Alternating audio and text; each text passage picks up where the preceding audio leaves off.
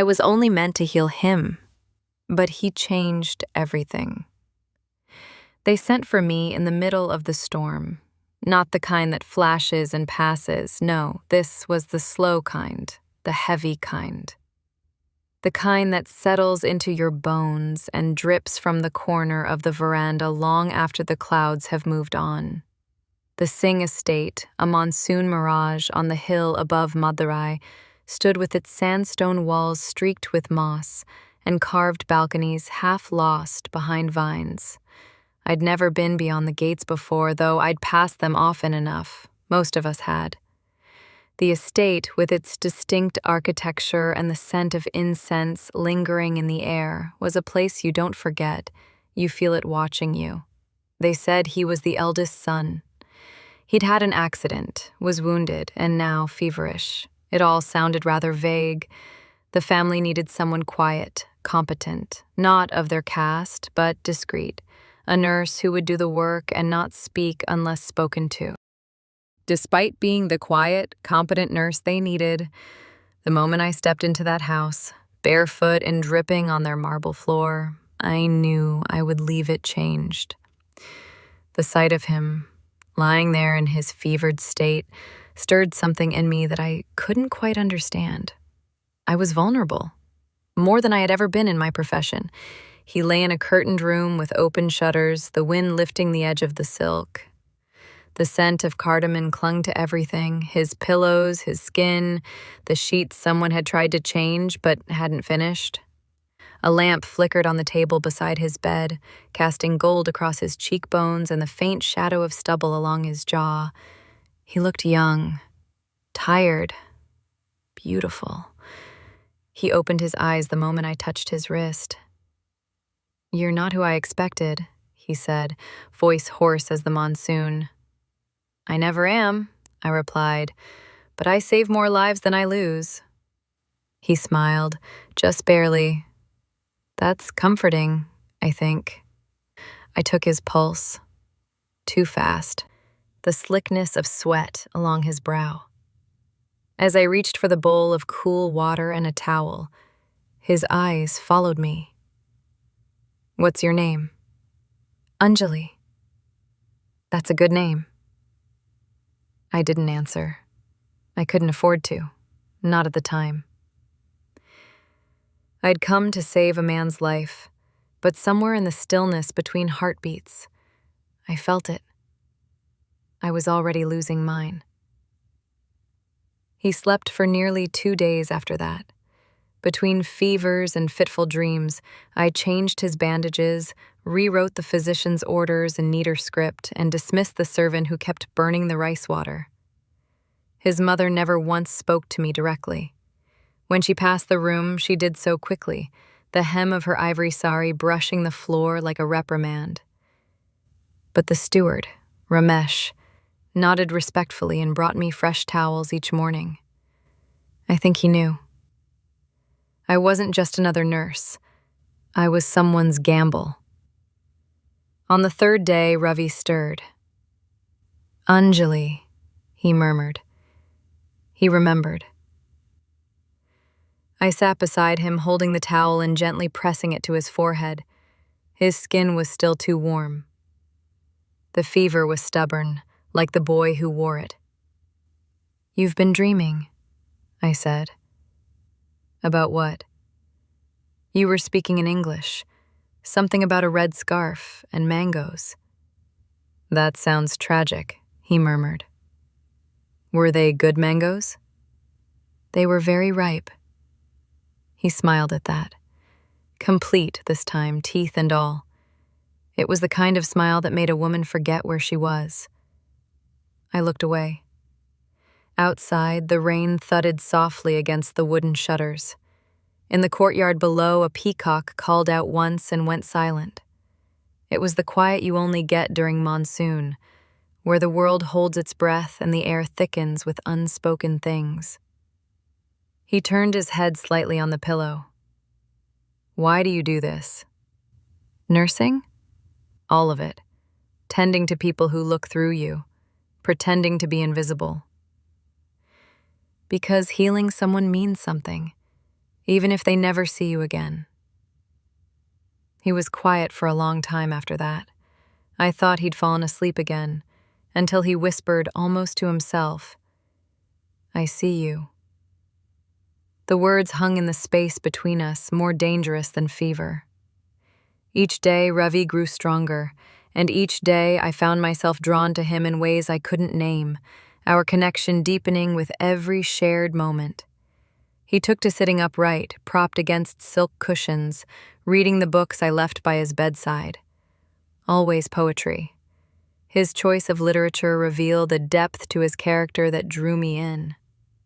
He had a taste for Yeats, for Mirabai, for words that said too much with too little. He would read them aloud when he thought I wasn't listening. I remember the first time I saw the book, worn leather, pages thin as breath. His initials were penciled beside a line in Yeats. I didn't read it aloud, but I remembered. But I was always listening. One afternoon, while I changed the dressing on his arm, the ceiling fan above us clicked lazily in circles. The heat had returned with the break in the rain, and sweat gathered at his temples.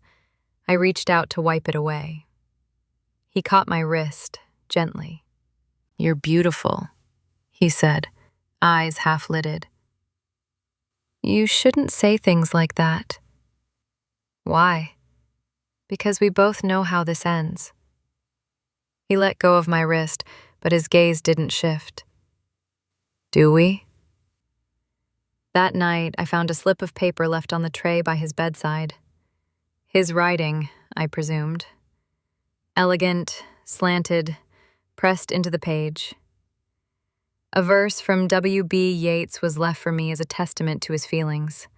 His romantic gesture was intense, almost overwhelming. "I have spread my dreams under your feet. Tread softly, because you tread on my dreams." W.B. Yeats. He'd left it for me. My eyes filled with unshed tears that blurred the words before me. The next day, I came in to find his bed empty. Panic struck first. Had the fever returned? Had they moved him? Had they sent him away? But then I heard it. The sound of sandals on the marble steps. Ravi was walking down the veranda, slow and stiff but upright, in a loose white kurta, his hair still damp from washing. He turned when he heard me and smiled. That smile again, low and lopsided, entirely his. "You said I'd get better. You never said what would happen after." The rain returned that night, a softer rain, one that slid down the glass like breath. Ravi was sitting up in bed, propped against cushions, his arm exposed as I peeled away the gauze. The skin beneath was red, healing in jagged lines that hadn't been stitched well. I dabbed at the edge with warm water and caught the hitch in his breath.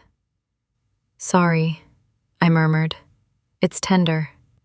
He said nothing at first, just watched me work. Then, they said it was a fall. His voice was low, meant to vanish in the patter of rain. It wasn't. I froze, the cloth in my hand stilled midair. I was pushed or meant to fall. It's hard to say, but my uncle stands to gain more than anyone. I looked up. His eyes were unreadable, calm but shadowed. "I haven't told anyone else," he added, "not even my mother." "Why tell me?" I asked, the words soft. He exhaled slowly. "Because you're the only one who touches me without wanting something." Silence swelled between us. I placed the cloth aside and gently covered the wound again, my hand resting lightly over it for a moment too long. And just like that, a pulse between trust and something more, the room shifted. The rain stopped, but the silence didn't. That moment came back the next day, just long enough to break something else. I was leaving the main house when the rain returned, sudden and sharp. My sandals slipped on the wet stone of the veranda, and I half fell down.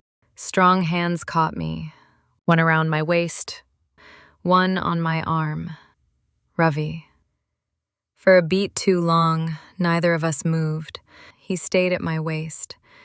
Then, a sharp sound. Crack. One of my glass bangles had broken. I stepped back quickly. He let go just as fast. The shards glinted on the ground between us. He bent to pick it up, but didn't say a word. I nodded my thanks, eyes lowered, and walked away before the moment could stretch into something worse. That night, when I went to collect my tray from outside his room, I found the cloth folded neatly over a small, strange lump. Inside was the broken piece of bangle, wrapped carefully, preserved. In the weeks that followed, Ravi and I fell into a rhythm no one dared name. I arrived each morning with my tray, poultices, ointments, cool compresses, but we both knew I wasn't needed anymore. He was walking, eating, and reading aloud, laughing. And still, I stayed. Still, he let me. Sometimes I brought jasmine oil for his temples. Sometimes he read me Tagore until I forgot what I wasn't allowed to want. Once he brushed my hand as he passed me a teacup. Once he touched the fabric of my sleeve and said nothing. We never kissed, but it felt as though we did, and every word left unsaid. One night, the air was thick with rain that hadn't fallen yet. I sat beside him near the window, the book of poems between us. He read softly, and I leaned closer to hear. His voice slowed with each line. Our shoulders brushed. My shawl slipped slightly. His hand turned a page and brushed mine. I looked up. He didn't move. His eyes held mine longer than they should have. And then, behind us, a sound. His mother stood in the doorway, silent, still. The room froze. She said nothing. Not then, not later. However, by morning, I was informed that I would no longer be attending Ravi in his bedchambers. The message came through the steward, soft but clear. Don't forget your place. It ended, as these things always do, with an envelope. A servant delivered it late that same morning, her eyes darting between me and the tray in my hands. Ravi's door was open. She left it on his writing desk, in his living area, where I was to attend to him now. Tied with a saffron ribbon, I knew it wasn't anything good. Later, as I packed away the herbs, Ravi sat holding the unopened envelope. My uncle, he said quietly. After the accident, he offered to help. It was said that a wedding would calm the gossip, secure the family's name. He never does anything without a reason. If I refuse, the estate may pass to him. I kept my hands busy. Someone for what? For me. He didn't look at me when he said it. I haven't given him an answer, he added. I stood by the shuttered window. The trees outside were still slick from the last rain, the leaves trembling faintly in the heat. You don't need to say anything, I told him. Don't do that. What? Pretend it doesn't matter. I turned. I'm not pretending. His jaw tightened, and for a moment I thought he would break, that he'd walk across the room, take me by the shoulders, and say the words we weren't allowed to speak, that we'd run. But he didn't, and neither did I. The announcement came 2 days later. There were no fireworks, no celebration, just a folded invitation on the silver tray beside his breakfast, printed in gold ink, pressed with the family's crest, a date, a time, a bride's name I did not recognize. He didn't look at it, not once. I did. The date was less than 2 weeks away. The staff began polishing silver. New saris arrived by parcel. Flowers were ordered from Coimbatore. Boxes of fresh marigolds, jasmine, and rose petals were stacked beneath the portico. The entire house vibrated with suppressed joy. Only 2 rooms stayed quiet, his and mine. That night I stayed late. There was nothing left to tend, but still I lingered, folding linen that didn't need folding, wiping surfaces that didn't need wiping. Revi sat in silence, hands resting on the arms of the chair by the open balcony. The sky beyond was a deep indigo, with stars emerging between the fronds of the palm. The scent of night-blooming jasmine drifted in on the breeze. "Say something," he said at last. I didn't. "Tell me I'm a coward." Still, I said nothing. "Anjali," he whispered, "if I asked you to come with me?" I cut him off. "Would you be asking me or running from them?" He turned then. His eyes were red-rimmed, raw. "Does it matter?" "Yes," I said. "It matters to me." I gathered my things, the oil, the tray, and the folded towel I hadn't touched. I paused at the door. "You asked me once why I do this. Why do I serve people who look through me?" "Yes." "It's not because I'm invisible." "Then why?" I met his gaze, soft but steady. "Because I know when to walk away." The fever came back after midnight. I was halfway through mixing turmeric paste when a sound stopped me. Not a call, not a knock, just the faint creak of the bed as Ravi shifted, restless. I lit the lantern and returned to his side. His skin was flushed, the sheets damp with sweat. He stirred beneath my touch, murmuring something I couldn't quite catch. Then, unmistakably, my name. Anjali. My hand paused at his brow. I dipped the cloth again, wrung it gently, and began to cool him. Outside, the rain had returned, softer than before. It tapped against the shutters like a heartbeat. He winced, his breath catching. I reached for a fresh compress and, without thinking, began to hum. The tune came unbidden. A lullaby my mother sang on stormy nights, when the lights failed and fear took hold. I hadn't heard it in years. I didn't even realize I remembered it. Ravi stilled. Then, through half-closed eyes, "Sing it again." I hesitated. The words caught in my throat like a prayer. But I sang quietly, and carefully I wiped his brow. The notes drifted into the lantern light, like threads of warmth. When it ended, his lashes fluttered. "That song," he said, voice raspy. "It's the most beautiful thing I've ever heard." His gaze met mine. Was it for me?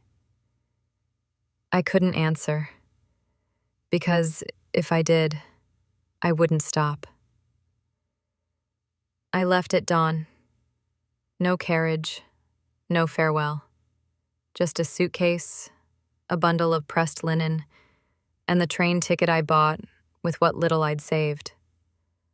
I wore my plainest sari, the one without embroidery, and I tied my hair in a simple braid. The only memory I allowed myself was the poem he gave me, folded neatly into my coat pocket. The station was nearly empty. A porter swept the floor with slow, rhythmic strokes. The train hadn't arrived yet, and the morning mist curled low around the platform like smoke. I sat on the bench near the far end, the one beneath the rusting sign, and I waited. He came. Of course he did. His hair was uncombed, his kurta wrinkled, He looked less like the heir to a dynasty and more like a man who hadn't slept. He said my name, as though it was both a question and a prayer. Anjali. I stood, but I didn't move closer. I won't marry her, he said. You will. He stepped forward, eyes pleading. Come with me. Now. Today. We'll leave everything behind. And go where? Where it doesn't matter. I smiled then, just barely. It always matters. He reached for my hand, and I let him take it. For a moment, we stood like that, fingers intertwined, silence pressing between us. And then I pulled away. You love me now, I said. But what happens when we're shunned? When your mother cries every night? When your family calls me the shame that ruined you? I don't care what they say. I do. The whistle of the train cut through the morning air, low, mournful, final. I stepped back. You'll go home, I told him. You'll do what they ask. Maybe you'll remember me in quiet moments. Maybe you won't. Don't do this. I already have. I turned, boarded the train, and didn't look back. It wasn't a tragedy. I loved him, and I left. He didn't follow. That's how I knew he loved me. He let me go. She came to care for him. That was all it was meant to be, a job, a duty, a quiet kindness behind closed doors. But sometimes, two lives brush for only a moment and change everything. She didn't stay, and he didn't stop her. Yet they each carried the other in ways no one else would ever understand. Not every love is meant to last, but some are meant never to be forgotten. Thank you for listening. I'm Anna, and this has been another timeless tale.